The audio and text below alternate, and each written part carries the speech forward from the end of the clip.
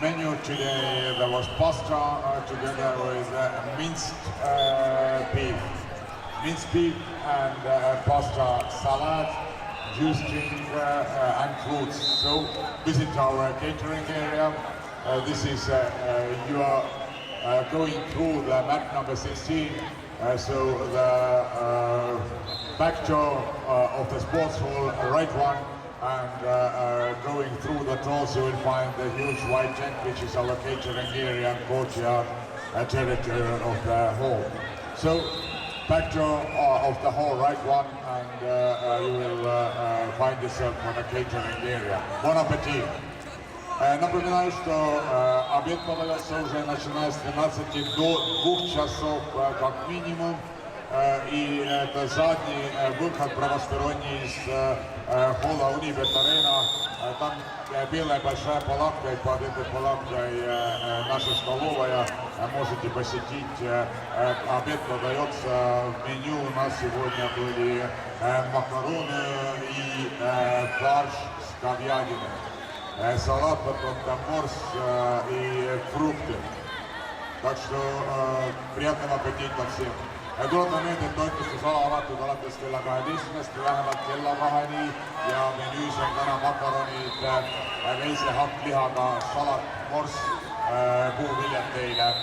Leiate toitlustus Nelgi Unibet-Arena, siis tagumine uks, parempoolne uks, 16. mati kõrvalt, viimase mati kõrvalt lähete mööda, otse läbite uksed ja leiate ennast kohe suures toitlustus Nelgis, nii et head isu teile kõigile ja lõunat pakutakse juba 20 minuti välja.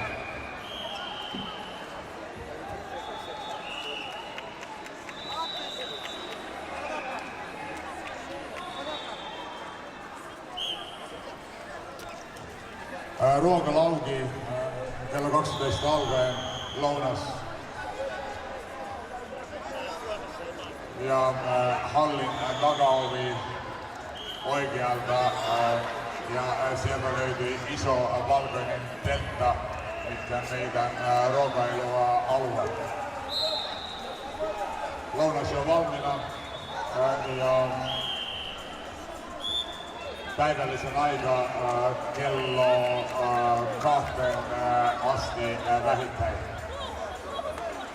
Hyvä ruokahalua kaikille.